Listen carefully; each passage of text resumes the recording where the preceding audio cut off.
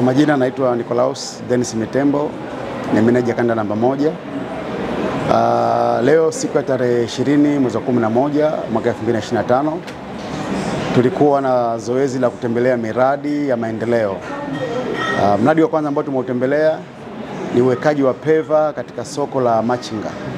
Mradi unaendelea na mategemeo yetu muda sio mrefu mradi utakuwa umekamilika, ili sasa daladala na Machinga wapate kwa sehemu ambazo zinastahili wao kuwepo. Mradi wa pili tumetembelea shule ya Kaloleni ambayo tunaboresha madarasa kwa habari ya madirisha, kuweka tiles na ceiling board za kisasa.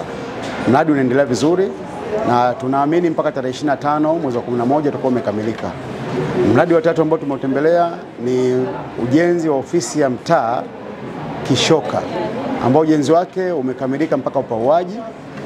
Bado ukamilishaji wa plaster na kufunga bodi ili ofisi ianze kutumika. Mradi wa mwisho ambao tumeutembelea ni ujenzi wa ofisi ya mtaa wa Hamvu. Ujenzi ule uko kwenye hatua ya msingi, kumwaga jamvi.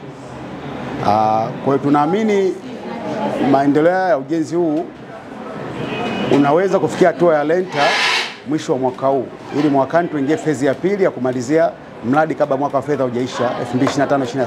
Lengo la serikali kutekeleza miradi hii, kwanza kuboresha mazingira rafiki kwa watoto wetu kupata elimu bora kwenye mazingira salama na safi. La pili, utoaji wa huduma kwenye serikali za mitaa. Muhimu kuwa na ofisi ambazo zina hadhi na heshima sawa sawa na serikali ilivyo, ili wananchi waweze kupata huduma bora na mazingira rafiki.